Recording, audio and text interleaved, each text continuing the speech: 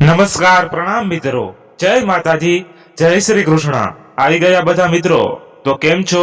મજામાં હશો એવી પ્રાર્થના સાથે ચાલો સાંભળીએ એક બહુ મસ્ત કહાની સાંભળીને આનંદમય થઈ જશો। તો ચાલો કરીએ કહાનીની શરૂઆત। તું હંમેશા મને આમ જ પ્રેમ કરતો રહીશ ને? એક સ્વરૂપવાન તરુણી તેની જ ઉંમરના તેના જ સહપાઠી તેના તરુણ મિત્રને પૂછી રહી હતી, તરુણાવસ્થામાં થતા પ્રેમને પ્રેમ કહેવાય કે માત્ર આકર્ષણ પ્રેરિત પ્રેમ? એ બધા વિચારો માટે એ નવયુવા અહીંયામાં ક્યાં કોઈ અવકાશ જ હતો। સમય અને પ્રકૃતિ બાળ મંદિરથી સાથે ભણતા હતા, એક જ સોસાયટીમાં રહેતા હોવાથી અને બંનેના પપ્પાઓ વચ્ચે પ્રગાઢ દોસ્તી હોવાથી બંનેનો મોટાભાગનો સમય એકબીજા સાથે વીતતો હતો। સાથે લેસન કરવું, સાથે રમવું, સાથે સ્કૂલ જવું। ક્યારેક ઝઘડો થાય તો પણ બંને અડધો કલાકથી વધારે એકબીજાથી દૂર રહી જ ન શકે।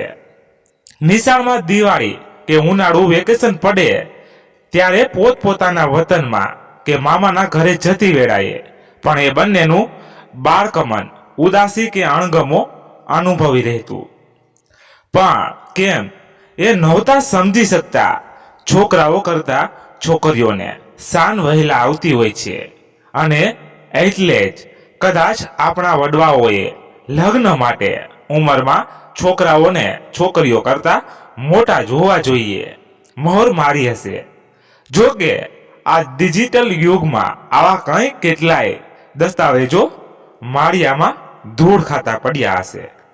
અત્યારે તો છોકરો હોય કે છોકરી બાળપણને જ નાનપણમાં જ અલવિદા કહીને કુમારાવસ્થામાં જ યુવાનીને આંબી જાય છે। ખેર, આપણી વાર્તાના નાયક નાયિકા એટલા ડિજિટલ નહોતા, એટલે ઉંમર પ્રમાણે પ્રાકૃતિક ફેરફાર મહેસૂસ કરી રહ્યા હતા, જેમાં પ્રકૃતિ સમય પર્વતે દોસ્તીથી વિશેષ કંઈ આકર્ષણ મહેસૂસ કરી રહી હતી અને એટલે જ ક્યારેક સમયને શીલા અને સપના સાથે વાત કરતા જોઈને પણ અકળામણ અનુભવી અને સમજી પણ નહોતી શકતી કે આવું કેમ થાય છે। મિહિર, માનવ, સપના, શીલા, સમય અને પ્રકૃતિ એ 6 જણાનું એક ગ્રુપ બની ગયું હતું। હંમેશા એકબીજાની સાથે જ હોય, સ્કૂલ પિકનિક હોય કે કોઈના જન્મદિવસની ઉજવણી, 6 સરવાણી સાથે જ ફૂટે। કોઈ કારણસર કોઈ એક ગેરહાજર હોય તો બીજા 5ના ચહેરા પર 12 વાગેલા હોય। પણ હમણાં થોડા વખતથી પ્રકૃતિનું વર્તન બદલાઈ રહ્યું હતું। સપના કે શીલા સાથે સમયને હસીને વાત કરતા જોવે તો તેનું કાળજું કંપી જતું। પહેલા તો આવું નહોતું થતું, તો હવે કેમ?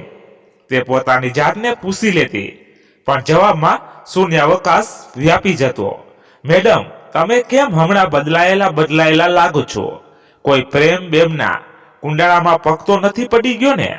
સપનાએ મજાકીય સ્વરમાં પ્રકૃતિને કહ્યું। જોજે, હમણાં સમયના આવતા તેના રૂવાળા ગાલ કેવા રતુંબડા થઈ જાય। શીલાએ પણ થોડી ફિરકી લઈ જ લીધી। એવું કાંઈ નથી હો, પ્રકૃતિ હતપ્રત થઈ ગઈ હતી। હજુ મને જ કંઈક સમજ પડતી નથી કે મને શું થાય છે, અને આ લોકો અમને સમજ પડે છે કે હવે સમય સાથે અમારું વાત કરવાનું પણ તમને ગમતું નથી, એટલે હવે આપણે મળવાનું બંધ કરીએ, બરાબર ને? સપના પોતાની ચોરી પકડાઈ ગયેલી જાણે પ્રકૃતિએ ગલ્લા તલ્લા મારવાના શરૂ કર્યા અને રોઈ પડી। અરે, અમે તો મજાક કરીએ છીએ, પણ શું ખરેખર તને સમય પર્વતે વિશે લાગણી થાય છે?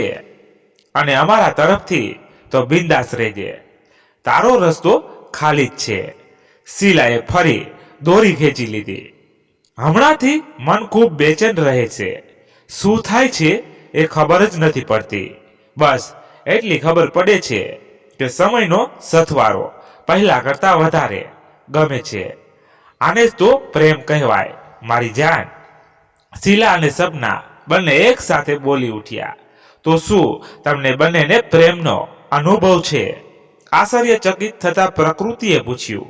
હા, આ થોડા વખતની તારા ફરેલા વર્તનને અમને પ્રેમની વ્યાખ્યા સમજાવી. શીલાની ટીખડે ત્રણેય જણા હસી પડ્યા. એ હવે પ્રકૃતિના ગલોને લાલ થવાનો સમય આવી ગયો છે. હો, દૂરથી સમય મિહિર અને માનવની ત્રિપુટી આવતા જોઈ સપના બોલી. પ્રકૃતિ શરમાઈ રહી હતી અને બંને સહેલીઓ તેને જોઈએ હસી પડી રહી હતી. કેમ ભાઈ, શું ગુપસુપ ચાલી રહી હતી? અમારા વિશે કોની મજાક ઉડાવાઈ રહી હતી કે અમારા આવતા જ તમારી આ બકબક બંધ થઈ ગઈ? સમયે આવતા જ સવાલોનો મારો કર્યો. તારી જ વાતો કરતા હતા અને મજાક પણ તારી જ ઉડાવતા હતા. બોલ, શું કરવું છે? ચપ્પુની ધાર જેવા શબ્દો સપનાએ સમય પર વેર્યા, પણ વાગ્યા પ્રકૃતિને. કઈ નહીં, એ તો અમારી જ વાત હતી. સપનાએ આંખોના ઈશારાથી ધમકાવતા પ્રકૃતિ બોલી. ચાલો, હવે હમણાં મનોજ સાહેબ આવી જશે તો આપણે ક્લાસની બહાર જ પહેરો ભરવો પડશે.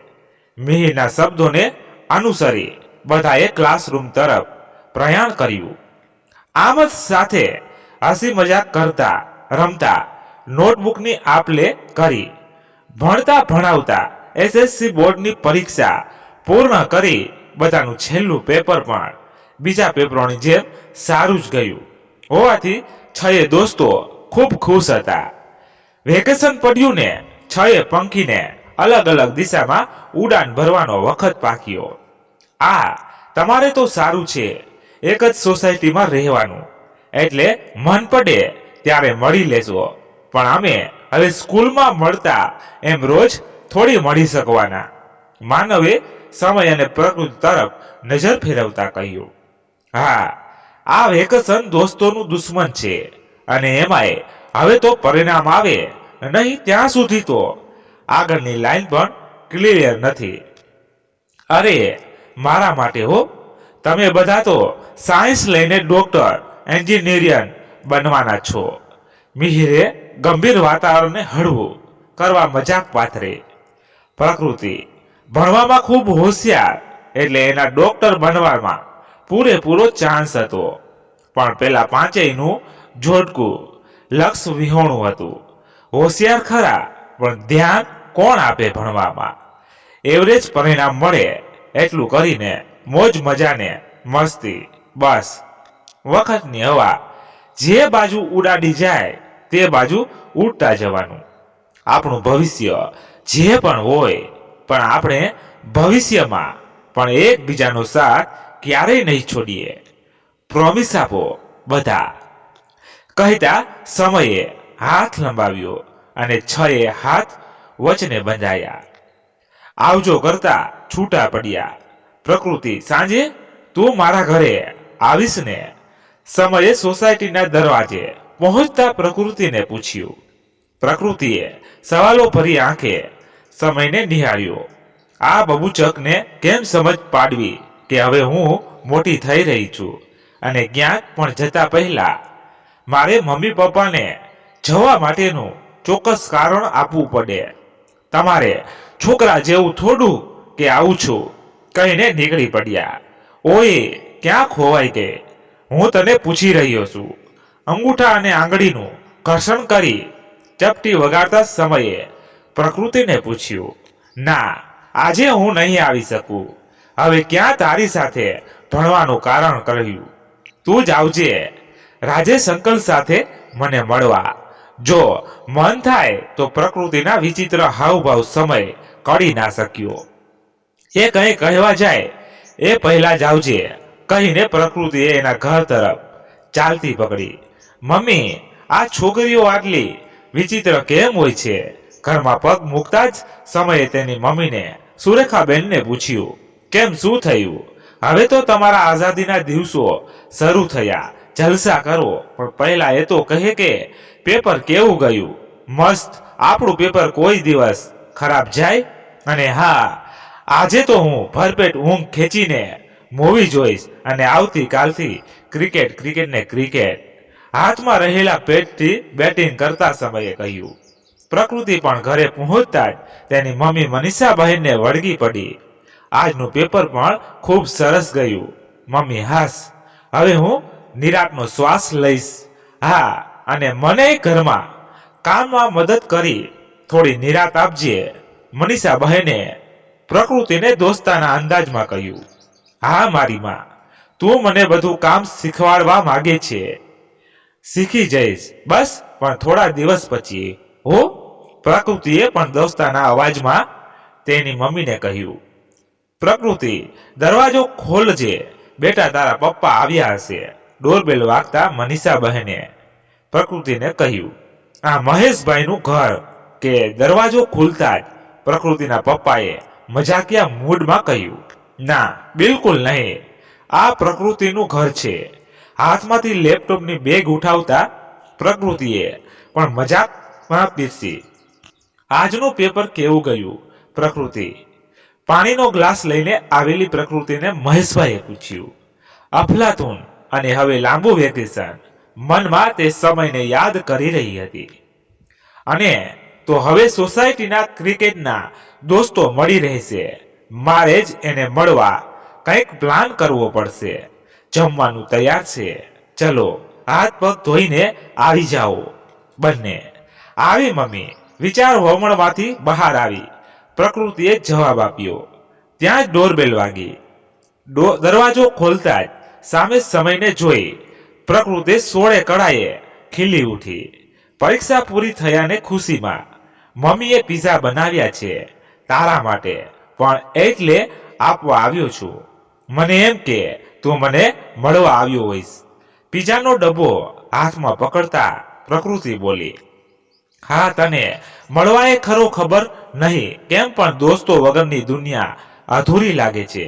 હું તો અડધા દિવસમાં જ કંટાળી ગયો. સમય માત્ર પીઝા આપવા જ નહીં પણ પોતાને મળવા પણ આવ્યો હતો. એ જાણી પ્રકૃતિ મહેકી ઉઠી.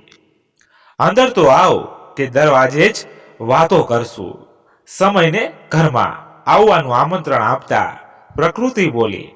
ના મમ્મી રાહ જોવે છે, કાલે આવીશ કહીને સમય જતો રહ્યો. આ બુદ્ધુને ક્યારે મારી લાગણીઓ સમજાશે કે નહીં, એના માટે શું હું માત્ર દોસ્ત જ બની રહીશ. જ્યાં સુધી એની આંખોમાં મને હું નહીં દેખાવ ત્યાં સુધી મારો એના પ્રત્યેનો સ્નેહ મારી અંદર જ ધરબી રાખીશ.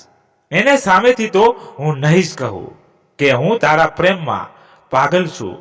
પ્રકૃતિ શું વિચારે છે? મમ્મીના અવાજે તેના વિચારો ખંખેર્યા. કંઈ નહીં કહી તેણે પીઝાની મોજ માણી. આજે રાજેશભાઈનો ફોન આવ્યો હતો. થોડા દિવસથી મળાયું જ નથી તો એમના ઘરે બેસવા બોલાવે છે. જમીને પછી આપણે જઈએ. પ્રકૃતિને આવવું હોય તો આવે, નહીતર ભલે ટીવી બીવી જોશે. ત્યાં આપણે થોડી વારમાં આવી. હું આવીશ પપ્પા. મહેશભાઈ પોતાનું વાક્ય પૂરું કરે એ પહેલા જ પ્રકૃતિ ટપકી પડી. તમે તમારા દોસ્તને મળજો, હું મારા દોસ્ત સાથે વાતો કરીશ. પ્રકૃતિનો જાણે ભાવતૂતુને વેદ કીધું. આવો આવો મહેશભાઈ, કેમ છો ભાભી? અને પ્રકૃતિ બેટા, પરીક્ષા પૂરી થયા પછી તો તું દેખાતી જ નથી. આવતું રહેવાનું બેટા. દીકરી ઘરમાં હોય ઘર ભર્યું ભર્યું લાગે, કહેતા સુરેખાબેન ત્રણેયને આવકાર્યા. બેઠક રૂમમાં બેઠક જમાવી. મહેશભાઈ અને રાજેશભાઈ સામાજિક રાજકીય ચર્ચા માંડી તો આ બાજુ મનીષા બહેન અને સુરેખા બહેન પણ વાતોના વડા તળવા માંડ્યા. પ્રકૃતિ અળકાય. તેણે ઘરમાં આમ તેમ બધે નજર દોડાવી, પણ ક્યાંય સમયના દર્શન ન થતા. આંટી, સમય ક્યાંય દેખાતો નથી, ક્યાં બહાર ગયો છે એમ પૂછી જ લીધું. હા, તે જમીને પેલા નીરવ સાથે આંટો મારવા ગયો છે. સુરેખાબહેનના શબ્દોએ જાણે તેના કાનમાં ગરમ તેલ રેડ્યું. સાવ બબુચક જેવો. એક તો પેલો નીરવ્યો મને જરાય ગમતો નથી, સાવ લપટ જેવો છે. એના રવાડે આ ક્યાં ચડ્યો? પ્રકૃતિના મનમાં કેટલા વિચારો ફરી વળ્યા. આંટી સમયને ખબર હતી અમે લોકો આવવાના છીએ. તે હાજ જમતા પહેલા તેને વાત તો કરી હતી, હમણાં આવતો જ હશે. પાછળના શબ્દો પ્રકૃતિના કાને પકડ્યા જ નહીં. ખબર છે અમે આવવાના છીએ, તોય જતો રહ્યો. બબૂચુક હવે તો આવે તોય બોલવું જ નથી. પ્રકૃતિ મનમાં જ બબડી. નમસ્તે અંકલ, નમસ્તે આંટી, હાય પ્રકૃતિ કેમ છો કરતા સમય ઘરમાં પ્રવેશ્યો. પ્રકૃતિએ નજર ભરીને એને જોઈ લીધા, પછી નજર ફેરવી ગઈ. શું થયું પ્રકૃતિ, કેમ બોલતી નથી? આ તમારું છોકરીઓનું જબરું છે. વાત વાતમાં ખબર નહીં શું વાંધો પડી જાય. હાથ ખીચીને તેના રૂમમાં લઈ જતા સમયે કહ્યું. નાનપણથી જ બંને આમ લડતા ઝઘડતા જ મોટા થતા હતા, એટલે એમના મમ્મી પપ્પા માટે એ સાહજિક વર્તન જ હતું. કાલે આવું છું કહીને ગયો હતો, તે હજી તારી કાલ થઈ જ નથી, અને હું આવું છું તો સાહેબ આંટો મારવા નીકળી પડ્યા. એ પેલા નીરવ્યો સાથે પ્રકૃતિએ બધો ઉભરો એક સાથ ઠાલવી દીધો. ઓહ નીરવ સાથે ગયો હતો, એનો વાંધો છે. ખબર નહીં એને તારું શું બગાડ્યું છે. એનું નામ પડતા જ તારું વર્તન કેમ બગડી જાય છે. સમયે નીરવની પેરવી કરતા કહ્યું. બગાડે તો ખરા, એ પહેલા જ સીધો દોર કરી દઉં. અમને છોકરીઓને ભગવાને છઠ્ઠી ઇન્દ્રીને જોરદાર બક્ષિસ આપી છે. નજરથી જ પારખી જઈએ કોણ કેવું છે. પ્રકૃતિ મનમાં બબડી રહી હતી. શું થયું, પાછું ક્યાં ખોવાઈ ગઈ? સમયે પ્રકૃતિને જગ જોડતા કહ્યું. કાંઈ નહીં, મને એક વચન આપ કે એ નમૂનાથી તું દૂર જ રહીશ. ક્યાં તો તારે મારાથી દૂર થવું પડશે. એકી સાથે પ્રકૃતિ બોલી ગઈ. અરે પણ એ મારો ક્રિકેટનો સાથી છે, તને ખબર છે ને, ક્રિકેટમાં મારો જીવ છે. સમયે ગળગળા થતા કહ્યું. હા તો બસ ક્રિકેટ રમવા પૂરતો જ સંબંધ રાખજે એની સાથે. આ રાત્રે આટા બાટા મારવા કોઈ સારા મિત્રોનો સંગાત કરજે. એક સડેલો દાણો બધું અનાજ બગાડી નાખે છે, એટલામાં સમજી જજે. પ્રકૃતિ બોલીએ જ જતી હતી ત્યાં તેની મમ્મીનો અવાજ સંભળાયો. ચલો બેટા, બહુ મોડું થઈ ગયું. હવે આ પેલા લપટની ભડાસ કાઢવામાં જ તેનો અમૂલ્ય સમય વહી ગયાના અફસોસ સાથે તેણે કહ્યું. આવી મમ્મી. બોલો છોકરાઓ, આ શનિ રવિમાં ક્યાં ફરવા જવું છે? 2 દિવસ ક્યાંક ફ્રેશ થઈ આવીએ. રાજેશભાઈએ ત્યારે જ ફરવા નીકળવાનું હોય તેમ આનંદિત સ્વરે કહ્યું. માઉન્ટ આંબુ જઈએ? સમય અને પ્રકૃતિએ એક સાથે બોલી ઉઠ્યા. 2 દિવસ માટે જવાનું હોય તો આબુમાં જ મજા આવશે. એકવાર પહેલા પણ તેઓ બહુ નાના હતા ત્યારે બંને ફેમિલી સાથે આબુ ફરવા ગયા હતા અને ખૂબ મજા કરી હતી. એટલે એ દિવસોની યાદ તાજી કરવા જ બંનેએ આબુ ઉપર પસંદગી ઢોળી હતી. આજે બુધવાર છે, ગુરુવાર અને શુક્રવાર એમ 2 દિવસ છે વચ્ચે. એ દરમિયાન પાકું વિચારીને શનિવારે ઉપડી જઈએ ફરવા જીવવા. મહેશભાઈ પણ બરાબર ફરવાના જવાના મૂડમાં આવી ગયા હતા. શનિવારની વહેલી સવાર સમય અને પ્રકૃતિને પરિવાર સાથે આબુ લઈ જવા માટે આવી પહોંચી હતી. પોતપોતાની અલગ ગાડીમાં જવાને બદલે એક ગાડી કરીને જવાનું નક્કી કર્યું, જેથી પિકનિક જેવું લાગે. પ્રકૃતિને તો 2 દિવસ સતત સમયની સાથે રહેવા મળશે એ ખુશીમાં ઊંઘ જ આવી ન હતી. સૌથી પહેલા તૈયાર થઈને સમયની રાહ જોઈ રહી હતી. ઉંમર સાથે વધતી ઊંચાઈ અને આકર્ષણ બાંધો કોઈ પણ કપડામાં આકર્ષણ ફેલાવતો હતો, જે પ્રકૃતિને સમયની વધારે નજીક ખેંચી જતા. જોકે એનો પ્રેમ દેહાકાશથી વિશેષ હતો, પવિત્ર હતો. બધા ગાડીમાં ગોઠવાયા. ગાડીએ આબુની વાટ પકડી. સમયની દ્રષ્ટિ બારી બહારની પ્રકૃતિ ઈચ્છા વ્યક્ત કરી. પૂરા પ્રવાસ દરમિયાન સમયને પ્રકૃતિ દોસ્તી કંઈક વિશેષ લાગી રહી હતી. પ્રકૃતિના તેના પ્રત્યેના ઝુકાવ તે જાણે મહેસૂસ કરી રહ્યો હતો. પણ અત્યારે આથમતા સૂર્યની સાથે તે પ્રકૃતિને જાણે પહેલી વાર જોઈ રહ્યો હતો. પ્રકૃતિના સાનિધ્યમાં, પ્રકૃતિના પ્રેમમાં પડી રહ્યો હતો. પ્રકૃતિ પણ પોતાની ઝલક સમયની આંખોમાં ઝીલી રહી હતી. વર્ષોની તરસી તે તૃપ્તિનો ઓટકાર લઈ રહી હતી. ઢળતા સૂર્યની સામે પ્રકૃતિ અને સમયના પ્રેમનો મુખ ઇઝહાર થઈ રહ્યો હતો. સૂરજ ડૂબી ગયો.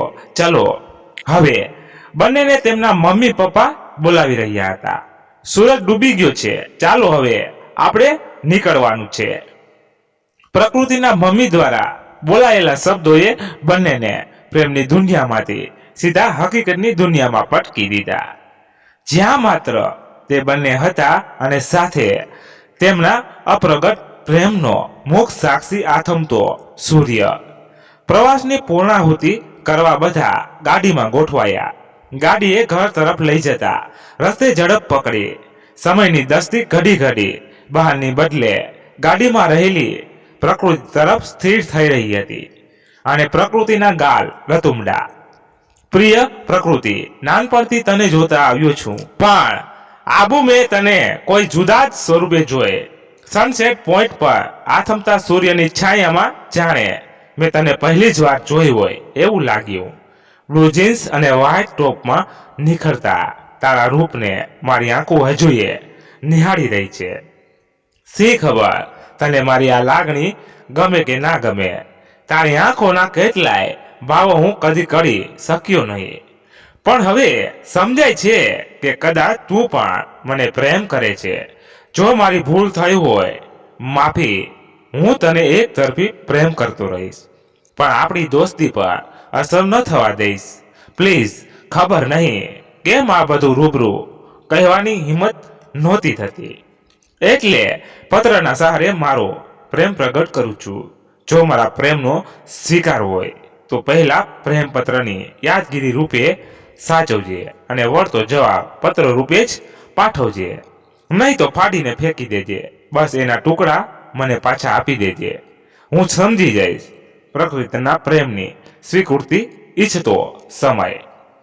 આબુથી આવ્યા પછી ઘણા દિવસ અવઢમાં વિતાવ્યા પછી સમયે પ્રકૃતિને પત્ર લખવાની હિંમત કરી હતી. વર્ષોનો સાથ હતો તો પણ કંઈક બીક જેવું લાગી રહ્યું હતું. આંટી, મમ્મી આજે સાંજે મોલમાં જવાની છે, તમારે જવાનું છે? મને પૂછવા મોકલી છે. પ્રકૃતિનો ઢેલના ટહુકા જેવો અવાજ સાંભળતા સમયનું મન મોર બની નાચવા લાગ્યું. હા, મારે પણ કેટલી ઘર વગરી ખરીદવાની છે, તો હું તારા મમ્મી સાથે જઈને જ લઈ આવીશ. સાંજે હું તૈયાર રહીશ. નીકળતા વખતે મને બોલાવતા જાય એમ કહેજે તારા મમ્મીને. Okay aunty. સમય રૂમમાં છે, કહી જવાબ મળે એ પહેલા જ એણે સમયના રૂમ તરફ પગને દોડાવ્યા, જ્યાં હંમેશાની જેમ સમય તેની રાહ જોઈ રહ્યો હતો. પણ આજે હૃદયનો ધબકાર તેજ ભાસતો હતો. સમયનો સમય કેવો જઈ રહ્યો છે. રૂમમાં દાખલ થતા પ્રકૃતિએ તીખળ આદરી. આબુથી આવ્યા પછી તો ખૂબ જ ખરાબ. સમયે મનોદશા ઠાલવવાની તક ઝડપી લીધી. કેમ, બીમાર થઈ ગયો છે શું? હા, અને એ બીમારીની દવા તારી પાસે છે. આ ચિઠ્ઠી તારા ઘરે જઈને એકાંતે વાંચજે અને જલ્દીથી દવા આપજે તો બીમાર દિલ રાહત મેળવે. પ્રકૃતિના હાથમાં પ્રેમની લખેલો પત્ર થમાવતા સમયે ઝડપભેર બોલી ગયો. પ્રેમનો પહેલો સ્પર્શ બંનેને ધ્રુજાવી ગયો. પ્રકૃતિ તો પત્રને હાથમાં દબાવી લગભગ ત્યાંથી ભાગી જ ગઈ. મમ્મી, સુરેખા આંટી સાંજે તમારી સાથે મોલમાં આવવાના છે, એમને બોલાવતા જજો, કહી સીધી તેના રૂમમાં જતી રહી. ધડકતા હૃદયે પત્રના એક એક શબ્દને માણી રહી હતી. આખરે બબુચકને પ્રેમમાં પડવા આવડતું ખરું. પ્રકૃતિની ખુશી આજે અસીમ હતી. તેની મમ્મીના બહાર ગયા પછી તેને પત્રનો જવાબ લખવો શરૂ કર્યા. મારા શ્યામ, ભલે તું વાને બહુ ગોરો છે, પણ મારે માટે તો મારો સાંભળ્યો જ છે. જેમ મીરાએ નાનપણથી કનૈયાને પોતાનો પતિ માની લીધો હતો, તેવી જ રીતે હું પણ તને બાળપણથી જ ચાહતી આવીશું. ઉંમરની સાથે સાથે તારા પ્રત્યે મારા પ્રેમમાં પણ ઉત્તરોત્તર વધારો થતો રહ્યો, જે આજે અસીમ છે. સમયની પ્રકૃતિ, શ્યામની મીરા. પ્રકૃતિએ થોડા શબ્દમાં પ્રેમનો એકરાર કરતો પત્ર મોરપંખની સાથે એક ડાયરીમાં મૂક્યો, જેમાં તે હંમેશા પોતાની લાગણીઓ ટાંકતી આવી હતી. તેની મમ્મીના આવ્યા પહેલા પોતાના પ્રેમના એકરારને પહોંચતો કરવા પગ ઉપાડ્યા. સમયના ઘર ભણી દરવાજામાંથી જ સમયને ડાયરીની ભેટ આપી ને પાછી ફરી. સમય કશું જ બોલ્યા વગર તેને જતા જોઈ રહ્યો. દરવાજો બંધ કરી ડાયરીમાંથી ચીઠી કાઢી વાંચવા લાગ્યો. તેમાં કરાયેલા મારા શ્યામનું સંબોધન તેને વિહોર બનાવી ગયું. ડાયરીના પાને પાને નીતરતા પ્રેમને મનમાં ભરતો રહ્યો. મોરના પીછાને ચહેરા પર ફેરવી પ્રેતનું પાન કરતો રહ્યો. પરિણામના દિવસે મિહિર, માનવ, શીલા, સપના, સમય અને પ્રકૃતિ ફરે સાથે હતા. વેકેશન પછી મળ્યાની બેસુમાર ખુશી અને પરિણામની ચિંતા સાથે આખરે પરિણામ હાથમાં આવ્યું. મિહિર, માનવ, સપના અને શીલાને 70 અપ અને પ્રકૃતિ અને સમયને 90 અપ. આ તારું પરિણામ. પ્રકૃતિને આભારી છે, નહીતર તું અમારી હરોળોનો જ હો. શીલાએ આંખ મિચકારતા પ્રકૃતિ સામે જોઈને કહ્યું, હા એ તો ખરું. મારી પ્રકૃતિ મારી સફળતાની સીડી છે. આંખોના ભાવથી જ તેણે પ્રકૃતિ તરફ જોતા આભાર પ્રગટ કર્યો. અરે આ બધું શું છે? અમારી પીઠ પાછળ શું ખીચડી રંધાઈ રહી છે? તમારા આ લહબહુની અમને ખબરે ના પડવા દીધી. મિહિર અને માનવ સવાલોનો વરસાદ વરસાવે છે અને શીલા અને સપના મંદ મંદ હાસ્ય વેરતા તે બંનેને જોઈ રહી છે. તું મને આમ જ પ્રેમ કરતો રહીશ ને? પ્રકૃતિ દોસ્તોની હાજરીમાં જ પોતાના બાળ સખાને પૂછી બેઠી, જીવથી વધારે. સમયના જવાબને દોસ્તો વૃંદે તાળીઓથી વધાવી લીધો. આગળના અભ્યાસ અને એડમિશનની ચર્ચા માટે ફરી મળવાના વાયદા સાથે બધા છૂટા પડ્યા. બંનેના ઘરે ખુશીની લહેર હતી. રાત્રે બે પરિવાર સાથે હોટલમાં જમવા ગયા અને આનંદથી ઉજવણી કરી. પ્રકૃતિ અને સમય તો 7મા આસમાને ઉડી રહ્યા હતા. આંખો આંખોમાં થતી વાતો દિલ સાંભળી રહ્યું હતું. સમય અને પ્રકૃતિએ પોતાની જ સ્કૂલમાં 11 સાયન્સમાં એડમિશન લીધું અને પેલા 4 જણાએ કોમર્સમાં. લાઈન બદલાય પણ સ્કૂલ એક જ, એટલે આનંદમય. હું તારા પ્રેમમાં પાગલ છું અને આજીવન રહીશ. પણ જ્યાં સુધી આપણું ભણવાનું ખતમ ન થાય, સેટલ થઈને કમાતા ધમાતા ન થઈએ અને આપણા માતા પિતા દ્વારા આપણા પ્રેમની સ્વીકૃતિ મેળવીએ ને લગ્ન બંધનમાં ન બંધાઈએ, ત્યાં સુધી આપણો સંબંધ એક સીમા રેખાએ કેદ રહેશે. એ તું મનમાં ગાંઠ બાંધી દેજે. તક મળતા જ પ્રકૃતિના દેહ સૌંદર્યપાન કરવાની સમયની તરસ પારખી જતા પ્રકૃતિએ સ્પષ્ટ શબ્દોમાં લક્ષ્મણ રેખા દોરી દીધી. મનીષા બહેને પ્રકૃતિનો આઝાદ માહોલમાં ઉછેર કર્યો હતો. ક્યારે કોઈ બંધન તેના પર ઠોકી બેસાડ્યા ન હતા, પણ સારા નરસાની સમજ પણ ભારોભાર આપી હતી અને એ જ સંસ્કાર અત્યારે બોલી રહ્યા હતા. 12મા ધોરણમાં પ્રકૃતિનો મેડિકલમાં એડમિશન મળી જાય તેટલા પરસેન્ટ આવી ગયા, પણ સમયના ઓછા પડ્યા એટલે પ્રકૃતિને પણ તે મેડિકલ લાઈનમાં જવા ના પાડી રહ્યો હતો. જો તે ડોક્ટર બની જાય તો તેના મમ્મી પપ્પા તેના માટે એક ડોક્ટર છોકરો જ પસંદ કરશે અને પોતાનું પતું કટ થઈ જશે. એ બી કે પ્રકૃતિ અવઢમાં હતી. એક બાજુ તેના બાળપણનો ભેરું, તેનો પ્રેમ, અને બીજી બાજુ તેને નાનપણ જોયેલું ડોક્ટર બનવાનું સપનું. તેના મમ્મી પપ્પાના ડોક્ટર બનવામાં આગ્રહને અને પોતાના સપનાને તેણે પોતાના પ્રેમ આગળ કુરબાન કરી દીધા. એ વચન સાથે કે સ્પર્ધાત્મક પરીક્ષાઓ ખાસ પાસ કરી વહેલી તકે સરકારી નોકરી મેળવીને ઠરીઠામ થઈ જવાનું.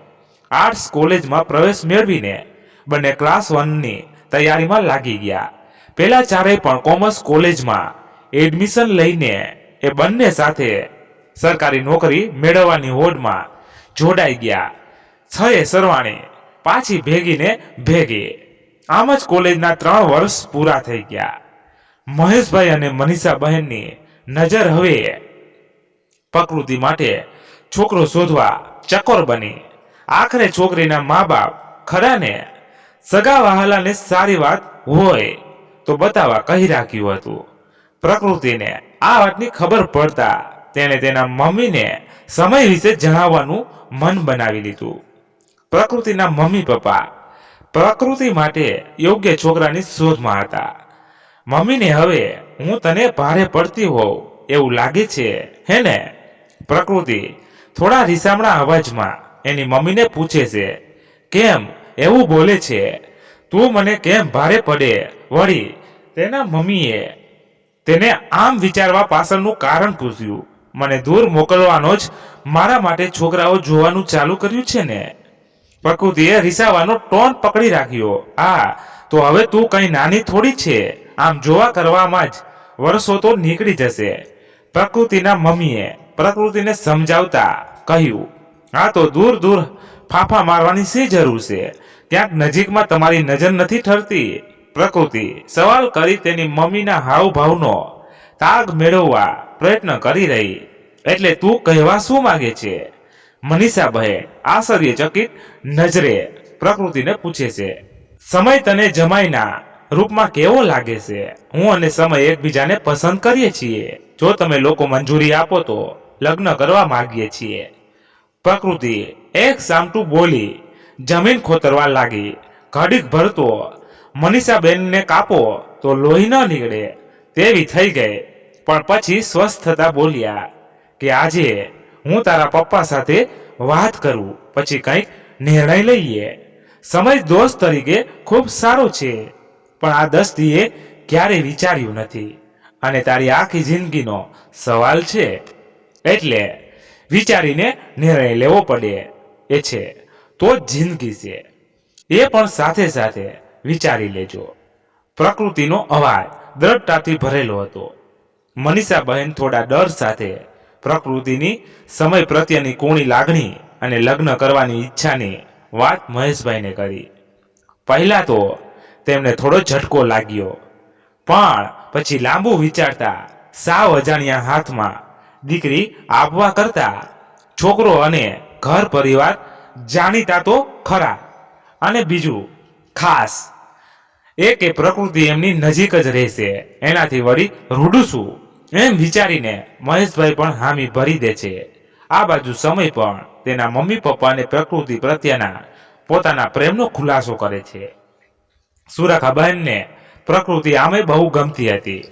રૂપ રાગિણી અને ગુણ માગણી પ્રકૃતિ જેવી દીકરી વહુના રૂપમાં મળે તો જીવન ધન્યતા અનુભવે. સમયની પસંદ પર તેમણે તત્કાળ પોતાની પસંદગીની મહોર મારી દીધી.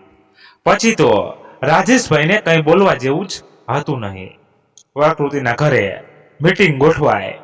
આમ તો કંઈ કેટલીય વાર એકબીજાને ઘરે બેઠક કરી હશે, પણ આજની બેઠક બે ભાઈબંધોને વહેવાય બનાવી દીધા. ગોળ ધાણા પણ ત્યારે જ ખવાઈ ગયા. વર્ષોની ભાઈબંધી એકબીજાના ઘરે આવરો જાવરો અને મુખ્ય તો કહેવાતી જાતિ ધર્મ પણ એક જ, એટલે સંબંધ પાકો કરવા આડે કશું આવે એમ જ ન હતું. સમયના હાથમાં નોકરીનો ઓર્ડર આવે પછી જ સગાઈ અને લગ્ન એક સાથે જ કરવાનું નક્કી કર્યું થયું, અને એ આગ્રહ પ્રકૃતિનો જ હતો. એ સમયને બરાબર ઓળખતી હતી. જો લગ્ન પહેલા થઈ જશે તો સ્પર્ધાત્મક પરીક્ષાની તૈયારીમાં એના ચંચળ મન ચોંટાડવું બહુ અઘરું હતું. એટલે છોકરી મેળવતા પહેલા જ નોકરી મેળવવી જ પડશે એ પાકું થઈ ગયું. રાત દિવસની મહેનત રંગ લાવી અને સમયના હાથમાં સરકારી નોકરીનો ફરમાન હતો. બસ હવે હું તારાથી દૂર નહીં રહી શકું પ્રકૃ, હવે જલ્દીથી આપણે લગ્ન કરી લઈએ. તારા વિરહની એક એક પળ એક એક યુગ બરાબર વીતે છે. સમયનો સ્વયં હવે ડગમગવા લાગ્યો હતો. હા, આપણા મમ્મી પપ્પાને વાત કરીએ. હવે લગ્નની ગાંઠે તને આવે તો બાંધી દઉં કે તું ધારે તો પણ તેનાથી છૂટી ના શકે, કહી પ્રકૃતિએ સમયને ગાંઠ આલિંગન આપ્યું. મોસમ વગરના વરસાદે સમયને તરબત કરી દીધો. એક બાજુ સમયની નોકરીની ખુશી અને બીજી બાજુ લગ્નની શરણાઈઓના સૂર. બેવડી ખુશીમાં રમમાણ પ્રકૃતિને પોતાનું નસીબ રાધાને મીરાથી ચડિયાતું લાગતું હતું. એ બંને તો કૃષ્ણ પ્રેમ તરસતી રહી હતી, જ્યારે પોતે તો પોતાના કૃષ્ણને તન મન ધનથી પામી લેશે. મનમાં શરમનો શેરડો ફૂટી રહ્યો. રાજેશભાઈ અને મહેશભાઈએ શુભ મુહૂર્ત જોડાવી લગ્નની તારીખ નક્કી કરી દીધી. જોરશોરોથી લગ્નની તૈયારીઓ થવા લાગી. લગ્નની દરેક ખરીદી લગભગ સાથે જ કરી. બિનજરૂરી કશું જ નહીં લેવાનું. દહેજ લેવા દેવાની તો કોઈ વાત જ નહીં. લગ્નમાં જે કંઈ ખર્ચો થાય તે બંને પક્ષે સરખે ભાગે વહેંચી લેવાનો. આહા, પોતે કેટલી ભાગ્યશાળી છે.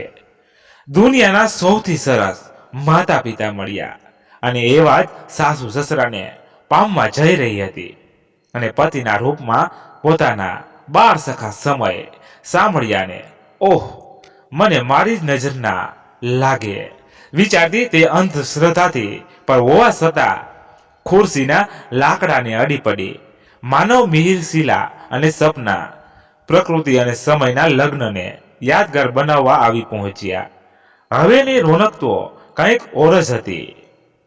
રોશનીનો ઝગમગાટ, રાસ ગરબાનો ધમધમાટ, મહેમાનોની રમઝટ, ભૂખ જગાડતી વાનગીઓ સોડમ અને રૂપ નિરજતી બેલડી. પ્રકૃતિ અને સમય લગ્નની ચોરીએ ફરતા ફેરા અને જન્મો જન્મ સાથ લેવાતી કસમો સાથે લગ્ન સ્વપ્ન થયા.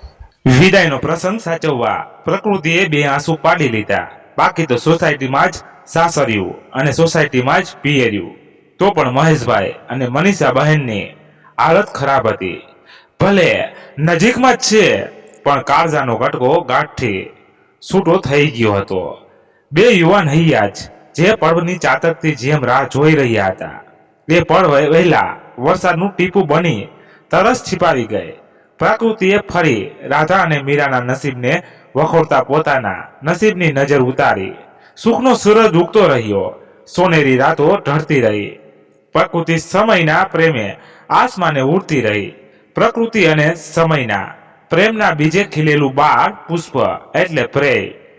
બંનેના નામના પહેલા અને છેલ્લા અક્ષરને મેળવીને તેમના પ્રેમના પ્રતીકને પ્રેય નામ અપાયું. આમે પ્રકૃતિએ કરેલો પ્રેમ એટલે કે એક પ્રકારની પૂજા તો હતો. પ્રેયને પામીને તેના જીવનની એકમાત્ર અધૂરપ પણ પૂરી થઈ ગઈ. પૂર્ણ સ્ત્રીમાં બનીને તેણે માતૃત્વને માણવામાં, ફરજ અદા કરવામાં પોતાનું લોહી રેડી દીધું.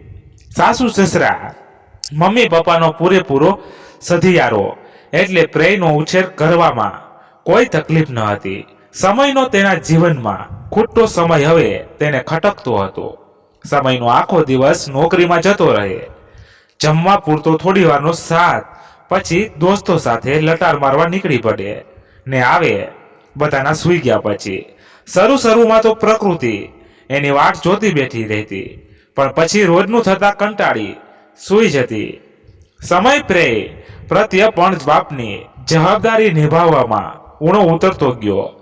પ્રકૃતિએ સમયને ઘણીવાર પ્રેમથી સમજાવી જોયો, પણ સુધરવાને બદલે તે વધારે જ બગડતો ગયો. મારો સમય આવો તો ન હતો, કેમ આવો થઈ ગયો? વિચારતા તે રડી પડતી.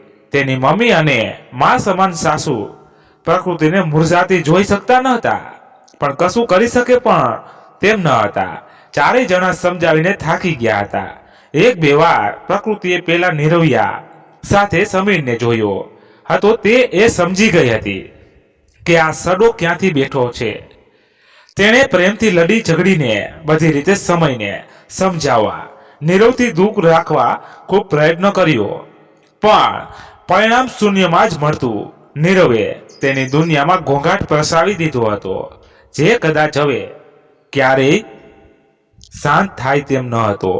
મોંમાંથી આવતી દારૂ તમાકુની વાસ પ્રકૃતિને સમયથી દૂર લઈ જઈ રહી હતી. વ્યસની વ્યક્તિથી તેને સખત નફરત હતી અને વિધિની વક્રતા એ હતી કે તે આજે પોતાના 12 સખા પ્રેમી પતિ પોતાના બાળકના પિતાને એક વ્યસની બનેલો જોઈ રહી હતી. ભયાનક સપનું હોય તો પણ એ પતે ત્યારે હાશકારો થાય, પણ આ તો એક હકીકત હતી. કેમ જીરવાય? હારી થાકીને પ્રકૃતિએ હવે પોતાનું સમગ્ર ધ્યાન પ્રેય પર કેન્દ્રિત કરી દીધું. સાસુ સસરાને સાચવવા અને પ્રેયનો ઉછેર એ જ એનું જીવન લક્ષ્ય બની ગયું. સમય સાથે તો માત્ર નામનો સંબંધ રહી ગયો. પ્રકૃતિને બહુ અકળામણ લાગે ત્યારે પ્રેયને લઈને તેના મમ્મીના ઘરે રહી આવે થોડા દિવસ. પણ પછી સમયના મમ્મી પપ્પાના વિચારે પાછી આવી જાય. મહેશભાઈ અને રાજેશભાઈ વચ્ચે પણ બોલાચાલ બંધ થઈ ગઈ હતી. એકને એક દીકરીનું દુઃખ દુભાવતું હતું તો એકને એક દીકરો શરમાવતો હતો. મમ્મીઓને પ્રકૃતિ કેમે કરી સમજાવી લેતી પણ પપ્પાઓને સમજાવવા તે અસફળ રહી હતી. પ્રકૃતિનો અજાણતા ક્યાંક નીરવ સાથે ભેટો થઈ જાય ત્યારે એની અંદર વાસ જેવું કંઈક ખટકી જતું. ના નાખવો હોય તો ઊંડો ઢીસાસો નખાઈ જતો. સમય અને સંજોગો સમયે સમયે બદલાતા રહે છે. પ્રકૃતિનો સમય પણ હવે બદલાઈ ગયો હતો. એ સમય જે એને બાળપણનો ભેરું હતો, જેની પ્રેયસી બનીને, પત્ની બનીને, જેના બાળકની મા બનીને તે સુખ સાગર તરી રહી હતી, તે સમયની જીવન દિશા હવે બદલાઈ ગઈ હતી. સફળતાનો મદ અને બુરી સંગતે વ્યસની બનેલા સમયની જીવન નૌકાને હલેસા તેને પ્રકૃતિથી દૂર દૂર લઈ જઈ રહ્યા હતા. પ્રકૃતિએ પોતાના દીકરા પ્રેયને, પોતાના પ્રેમની કૂપણને સિંચવવામાં પોતાની જાતને સમર્પિત કરી દીધી. સમયનો બદલાવ પણ મન મારીને તેને હવે ના છૂટકે સ્વીકારી લીધો હતો. એક આશા સાથે કે ફરી કોઈ હવાનું હલેસું દિશા બદલી એના દૂર જતા વહાણને પોતાના તરફ ધકેલી દેશે. એ માટે રાત દિવસ પ્રભુને મનોમન પ્રાર્થી રહેતી કે તેનો પ્રેમ, તેનો સમય તેને પાછો મળે. પણ સમયને તો કોઈક બીજું જ પોતાના તરફ ખેંચી રહ્યું હતું. ઓફિસમાં કામ કરતી તેની સહકર્મચારી સ્નેહ સાથે સમયને સ્નેહ થઈ ગયો હતો. જો કે તેને સ્નેહ તો ન જ કહેવાય. એક પ્રેમાળ પત્નીનો સંગ છોડી કોઈ બીજી રૂપલના સાથે પ્રેમ કરવો એ સ્નેહના આવરણ હેઠળ વાસનાનો ભોગવતો જ હતો. અને એક સ્ત્રી પ્રેમમાં પોતાનો સંસાર ચલાવવા બધું સહન કરી શકે, કદાચ વ્યસની પતિના હાથની માર ખાઈને પણ આજીવન તેની સાથે રહી શકે. પણ સ્ત્રીનો પ્રવેશ ક્યારેય સાંકી નહીં શકે. ઉડતી હવાઓએ પ્રકૃતિના કાનમાં સમય અને સ્નેહના આડા સંબંધનું તેલ રેડ્યું અને પ્રકૃતિ સળગી ઉઠી. અત્યાર સુધી જે તણકો મનમાં દબાવેલો પડ્યો હતો તે હવે આગમાં પરવૃત્ત થઈ ગયો હતો. બસ હવે બહુ થયું. તે સમયના મમ્મી પપ્પાની માફી માંગી પ્રેયને લઈને તેના મમ્મી પપ્પાના ઘરે પોતાના પિયર જતી રહી. મારા પ્રેયને મને પૂછ્યા વગર તું લઈને આવીશ કેમ શકે? સમયના લડખડાતા અવાજથી કળકસતા પ્રેયની ઊંઘમાં ખલેલ ના પહોંચાડે એટલે રૂમનો દરવાજો બંધ કરી પ્રકૃતિ બેઠક ખંડમાં આવી બોલી, તારો છોકરો આ 3 વર્ષમાં બાપ તરીકેની તે કઈ ફરજ નિભાવી છે? પ્રેયની મા બાપ બને હું જ બની છું. જ્યારે અત્યારેથી અહીંથી ઘરે જઈને લવારી કર્યા વગર ચૂપચાપ સૂઈ જજે અને ફરી ક્યારેય અહીં પીને તો ન જ આવીશ. પ્રકૃતિની આંખોમાં આંસુ હતા અને અવાજમાં ધ્રુજારી. પ્રકૃતિને સમયના મમ્મી પપ્પાની પણ ચિંતા થતી હતી. હું તો એ ઘર છોડીને અહીં આવી ગઈ, એ બિચારા ક્યાં જાય? સમય ત્યારે તો પ્રેયને ફરી લેવા આવશેનો બબડાટ કરતો ત્યાંથી ચાલ્યો ગયો. પણ મહેશભાઈ અને મનીષા બહેનથી દીકરીની આ દયનીય હાલત જોવાતી નથી. કઈ નહીં, એ તો અમારાથી દૂર રહેશે તો જ કદર થશે એને અમારી, એમ કહી પ્રકૃતિ એના મમ્મી પપ્પાને આશ્વાસન આપવા પ્રયત્ન કરતી રહી. ખરેખર તો ત્યારે તેને પોતાને જ કોઈના આશ્વાસનની તાતી જરૂર હતી. તેને ત્યારે શીલા, સપના, માનવ અને મિહિરની ખૂબ જ યાદ આવી રહી હતી. બધા પોતાના સામાજિક આર્થિક જીવનમાં ગોઠવાઈને વ્યસ્ત હતા, ખુશ હતા. સમય પણ એની જિંદગીમાં વ્યસ્ત, ખુશ જ હતું ને. દુનિયાની એકમાત્ર દુખિયારી તો પ્રકૃતિ પોતાની જાતને માની રહી હતી. પોતાના નસીબ ઉપર એને કેટલું અભિમાન હતું. પોતાના નસીબ આગળ એને રાજા અને મીરાના નસીબને પણ તુચ્છ ગણ્યું હતું. કદાચ એ અભિમાને જ તેને આકાશમાંથી જમીન પર પટકી હશે. રાધા મીરાનું નામ તો સદીઓ વીત્યા પછી એ કાના સાથે જોડાયેલું છે. અને તે પોતાના શ્યામ સાથે એકાત્મ્ય સાધીને પણ જાણે તેનાથી જોજનો દૂર થઈ રહી હતી. કાશ આ એક લાંબુ લચક ખરાબ સ્વપ્ન હોય, મારો સમય માત્ર ને માત્ર મારો જ હોય, જેવો પહેલા હતો એવો જ, વ્યસન વગરનો. મારા જ પ્રેમમાં પાગલ પ્રકૃતિના વિચારોએ તેને ચહેરાને ગાલને ઘડીક વાર પહેલાની માફક રતુબલ બનાવી દીધો, પણ પછી એ જ લાલાશ અશ્રુ બિંદુમાં રૂપારી થઈ ટપ ટપ ટપકતી રહી. પ્રકૃતિએ પોતાના બધા દોસ્તોને ફોન કરીને એ જ પોતાની જૂની પુરાણી જગ્યાએ મળવા બોલાવ્યા. પ્રકૃતિને આમ એકલી અને સાવ મૂંઝાયેલી જોઈને બધાએ તાગ મેળવી લીધો કે પ્રકૃતિ અને સમય વચ્ચે કંઈક અણબનાવ ચાલી રહ્યો લાગે છે. પણ પ્રકૃતિની આપવીતી સાંભળીને તો બધાના હૃદય દ્રવી ઉઠ્યા. જે સમય પ્રકૃતિના પ્રેમમાં ગાંડો હતો, એ સમય કોઈ બીજી સ્ત્રીના ચક્કરમાં ફસાયો હતો. માન્યમાં ન આવે એવું જીવનમાં ઘણું બધું થતું હોય છે, અને એની જીવતી જાગતી મિસાલ પ્રકૃતિ અને સમય હતા. સમયનો એ પ્રેમ હતો કે પ્રકૃતિનો પ્રેમ તો હજી એવો જ હતો, પાવન, અને એટલે જ એને બધાને સમયને સમજાવવા માટે ભેગા કર્યા હતા. જો સમય હજી એ સમજી જાય, કુકર્મના રસ્તેથી પાછો વળી જાય, તો તે સમયને તેના બબૂચકને એ જ ભાવનાથી પ્રેમથી સ્વીકારી લેવા તૈયાર હતી. ક્યારેક માનવ મિહિર દ્વારા તો ક્યારેક સ્વપ્નશીલા દ્વારા પ્રકૃતિએ સમયને સમજાવવા પ્રયત્નો કર્યા રાખ્યા, પરંતુ સમય હવે એ સમય જ ક્યાં હતો જેને પ્રકૃતિએ પ્રેમ કર્યો હતો. આ તો સમયનું બીજું જ કોઈ રૂપ હતું, કોઈક જુદી જ આકૃતિ કે હતી, જેનાથી પ્રકૃતિ સાવ અજાણ હતી. તેના બધા જ પ્રયત્નો નિષ્ફળ રહ્યા. આખરે હારી થાકીને તેણે તેના પપ્પાને કહ્યું, પપ્પા, આ ઘર વેચીને આપણે બીજે ક્યાંક ઘર લઈએ તો. પ્રકૃતિનો કાનો હવે તેનો પ્રેય હતો. રાધા મીરાની પ્રીતે હવે દેવકી યશોદાની મમતાને રૂપે જન્મ લીધો હતો. પ્રેય જ પ્રકૃતિની દુનિયા હતો. પ્રકૃતિને હવે સમય કરતા વધારે ચિંતા પ્રેયની હતી. મોટો થતો પ્રેય તેના પપ્પાને વ્યસની હાલતમાં જોઈ જશે તો. એક જ સોસાયટીમાં ઘોર હોવાથી પીતેલી હાલતમાં સમય ગમે ત્યારે આવી ચડે એની બીક પ્રકૃતિને લાગ્યા હતી, અને એટલે તેના પપ્પાને ઘર બદલવા માટે કહી રહી હતી. મહેશભાઈ અને મનીષાબહેન પણ પ્રકૃતિની વાતથી સહમત થતા. નજીક રહીને દુભાયા કરવું એના કરતા દૂર રહેવું વધારે સારું એમ વિચારી રહેઠાણ બદલી નાખ્યું.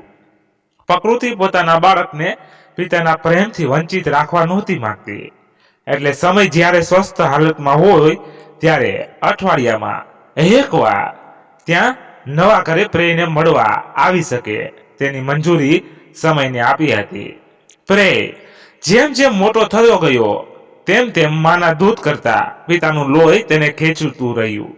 માની મમતા કરતા પિતાની સમૃદ્ધિ તેને વધારે આકર્ષી રહી, જેનો અણસાર પ્રકૃતિ પામી ગઈ હતી. જે સફળતા, જે સમૃદ્ધિ સમયે મેળવી હતી, તેની અસલી હકદાર તો પ્રકૃતિ જ હતી. પ્રકૃતિના સપનાની કબર ઉપર સમયની સફળતાઓની વિજય પતાક લહેરાતી હતી. એ જ સફળતા, એ જ સમૃદ્ધ હવે તેને પોતાના બાળકથી પણ અળગો કરી રહી હતી. અને આખરે એ જ થયું જેનાથી પ્રકૃતિ ડરી હતી. યુવાનીના ઉંમરે પગ મૂકતા જ પ્રેયે તેને છોડીને સમયનો હાથ પકડી લીધો. એક માને વિખલતી છોડી દીધી. વિધાતા આટલી ક્રૂર હોઈ શકે? કાનાની પ્રેય તેને ના પ્રેયસીના રૂપમાં ફરી કે ના મમતાના રૂપમાં મળી.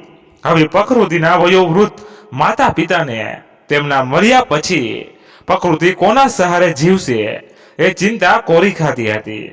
એના જોગું પાત્ર મળે તો બીજા લગ્ન કરી લેવા પણ તેને સમજાવી, પરંતુ પ્રકૃતિનું મન તો તેને બીજી જ કોઈ દિશામાં દોરી રહ્યું હતું. પપ્પા, મમ્મી, આપણે વૃદ્ધાશ્રમમાં જઈને રહીએ તો? પ્રકૃતિના સવાલે બંને વૃદ્ધોને વિચારતા કરી મૂક્યા.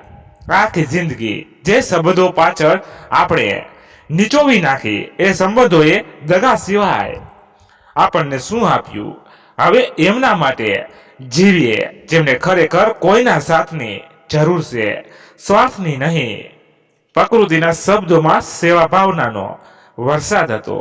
વર્ષો પહેલા પ્રકૃતિએ ડોક્ટર બનીને લોકોની સેવા કરવાનું સપનું જોયું હતું, પણ સમયના પ્રેમના નશામાં એ સપનું જ બનીને રહી ગયું હતું. પ્રેયના પ્રેમમાં ઉછેરમાં સમાજ સેવાની ભાવનાઓનો છેદ ઉડતો ગયો, પણ હવે પ્રકૃતિ વિચારી રહી હતી કે જ્યાં તે બધા બંધનોને તેને આઝાદ કરી દીધી છે, તો નાહકનું ગુંગળાઈને મરવા કરતા સેવા કાર્યમાં જોડાઈને જીવન ધન્ય કેમ ન બનાવી લઉં. શહેરના છેવાડાના ભાગે બનેલા એક વૃદ્ધાશ્રમમાં પ્રકૃતિ તેના મમ્મી પપ્પા સાથે રહેવા જતી રહી. તેના પપ્પાને પેન્શન આવતું હોવાથી મરણ મૂડી જેટલી બચત રાખી બાકીની બધી જ પ્રોપર્ટી આશ્રમને દાનમાં આપી દીધી. મહેશભાઈ અને મનીષા બહેનને પોતાની જ ઉંમરના વૃદ્ધોનો સાથ મળવાથી, તેમની તકલીફો જાણવાથી પોતાનું દુઃખ જે અતિ ભારે ખમ લાગતું હતું તે હવે હળવું ફૂલ બની ગયું. દુનિયામાં કિતને ગમ હે, મેરા ગમ કિતના કમ હે, એ ફિલ્મી ગીતને તેમણે અનેક વાર સાંભળ્યું હતું, માણ્યું હતું, પણ જાણ્યું અહીં આવીને. પોતાના જન્મદાતા માતા પિતા અને વૃદ્ધાશ્રમમાં રહેલા વડીલોની સેવા કરવામાં પ્રકૃતિએ પોતાની જાતને હોમી દીધી. નિસ્વાર્થ સેવાનું સુખ તેને અપાર શાંતિ આપી રહ્યું હતું. આશ્રમ સંચાલકોએ પણ તેની કુશળતા પારખી સંચાલનની કેટલી જવાબદારી તેને સોંપી દીધી. જવાબદારીઓ નિભાવવામાં જ તેણે અત્યાર સુધીની જિંદગી પૂરી કરી હતી, પણ આવી અમાપ શાંતિ પહેલા ક્યારેય અનુભવી ન હતા. સમયના મમ્મી પપ્પા મારફતે પ્રકૃતિ સમયાંતરે પોતાના પતિ અને બાળકની ભાળ મેળવતી રહી. આખરે તો તે એક સ્ત્રી હતી, એક પત્ની હતી, એક માં હતી ને. પ્રેમ કે પૂજા દૂર રહીને પણ પ્રકૃતિ પોતાના બાળકને, પોતાના પતિને, પોતાના સ્પામને કરતી રહી. મિત્રો, અહીંયા કહાની સમાપ્ત થઈ. તમારે શું કહેવું છે એ કોમેન્ટ બોક્સમાં કહેજો, અને પસંદ આવી હોય તો લાઈક કરી દેજો, અને આગળ જેટલી બને એટલી તમારા મિત્રો સાથે શેર કરજો. ધન્યવાદ. ફરી મળીએ નવી વાર્તા સાથે. ત્યાં સુધી બધા મસ્ત રહો, તંદુરસ્ત રહો. જય માતાજી, જય દ્વારકાધીશ. હર હર મહાદેવ, મહાદેવ, મહાદેવ. જય શ્રી રામ, જય બજરંગ બલી. મિત્રો, આ વાર્તા કેવી લાગી એ પણ કોમેન્ટમાં કહેજો, અને અમારાથી કંઈ પણ ભૂલ થઈ હોય તો તમે પણ કહી શકો છો, એટલે અમે આગળ ભૂલ કરતા પહેલા ધ્યાન રાખીએ. તો મિત્રો, જેટલી બને એટલી શેર તો કરી દેજો, એટલે અમને વાર્તા લાવવામાં આનંદ મળે, ઉત્સાહ મળે. Thank you.